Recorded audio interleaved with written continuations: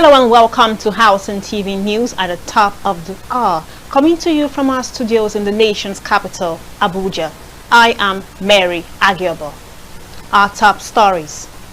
Schools to reopen in phases in Niger State as security clears selected local government areas.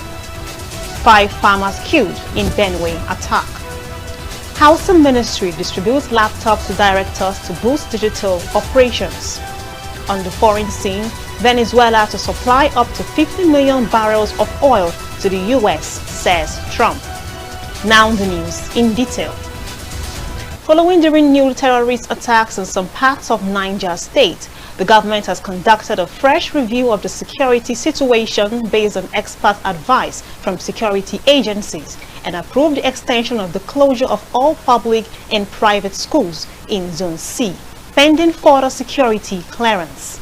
This is as the government also said that it will reopen selected public and private schools on Monday, January 12, but only in locations that security agencies have cleared as safe to be done in phases. This was made by the Commissioner for Basic and Secondary Education, Hadiza Mohammed, during an emergency interministerial meeting on the safe reopening of schools.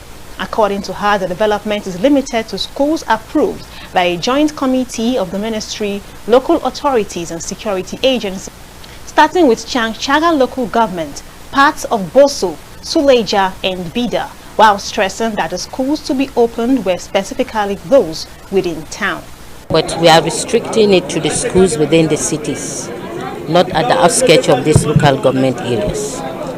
So we are starting with these few local governments for the opening on Monday, and we continue to graduate to other schools. The commissioner added that local governments, not the state alone, must provide a visible security presence around schools to reassure parents, pupils and communities. The local government is the closest to the community, and that is why they have now been tasked with getting the presence of security in our various schools within the local government system.